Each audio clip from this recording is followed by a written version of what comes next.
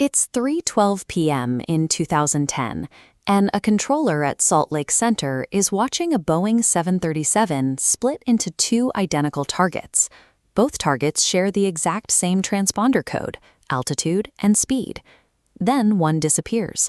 A moment later, the other vanishes, only for a new track to spawn in an adjacent sector where no physical aircraft actually exists. The radar hardware isn't broken, and the radios are functioning.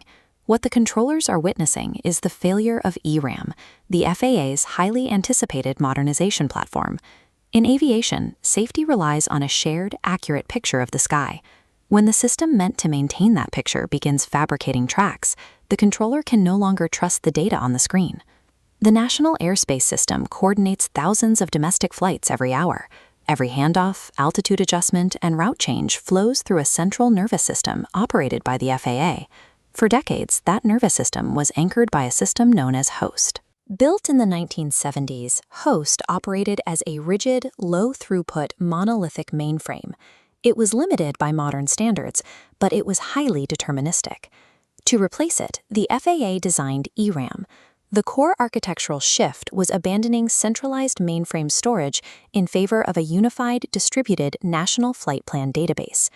Processing high-capacity dynamic routing and flexible sector boundaries required significantly more computing power.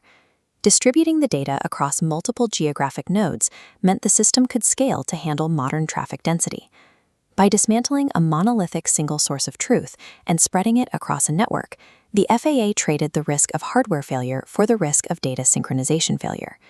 The foundation is the Flight Plan database, distributing aircraft attributes across geographic nodes. Built directly on top is the sector ownership table, dictating which controller commands an aircraft.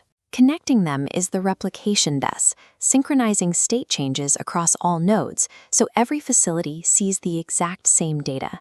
If two updates arrive at exactly the same microsecond, a module called the conflict resolution logic catches them. It acts as a safety net to sort out rare edge cases and maintain strict order. The top layer is the track fusion engine. This engine merges the database's version of the truth with physical radar returns to produce the final blip on a controller screen. This multi-layered architecture is designed for efficiency, but it depends entirely on the replication bus maintaining absolute, uninterrupted state consistency. Simulators generate perfectly clean data, but actual airspace generates rapid reroutes, simultaneous military handoffs, and high-density traffic over major hubs. During operations, sudden storms or military closures force controllers to edit thousands of flight plans at once. These unpredictable burst updates hit the network simultaneously. Under this volume of traffic, the replication bus bottlenecked. It could not process the influx of state changes, causing the replication update logs to stall. With the bus stalled, the distributed database nodes immediately drifted out of sync. Without any immediate external warning, the single source of truth began to fracture. ERAM was built as a strict consistency distributed system. When its network cannot process physical reality fast enough to maintain perfect agreement, the system halts rather than accepting ambiguity. Consider a data fracture. Node A registers a flight in Sector 42, but Node C never got the update. Thousands of these split-brain scenarios fire into the conflict resolution logic at once. Designed for rare edge cases, its queues rapidly saturate, and the entire logic module freezes. This failure cascades directly upward into the track fusion engine. The engine expects a single clean database instruction to pair with a physical radar return. Instead, it receives conflicting data. The merging routines break down under the load of invalid sector ownerships. The engine starts producing errors for multiple primary tracks, or no primary track at all.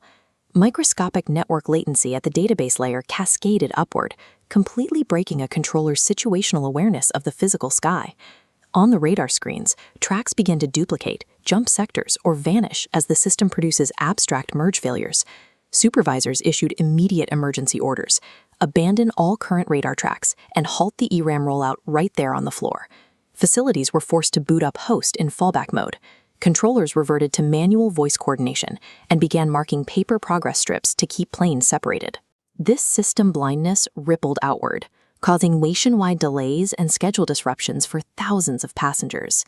The FAA's modernization effort was temporarily defeated by its inability to process the mathematical messiness of the physical sky.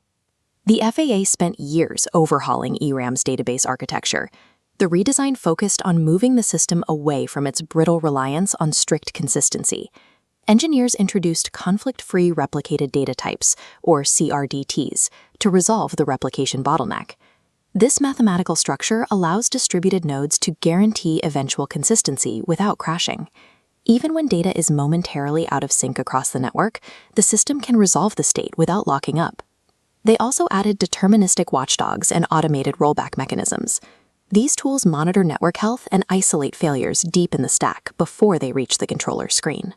Mission-critical aviation systems must treat database consistency as life support.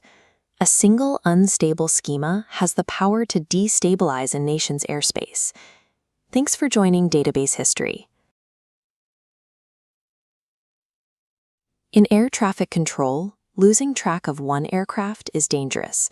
Losing track of hundreds is unthinkable.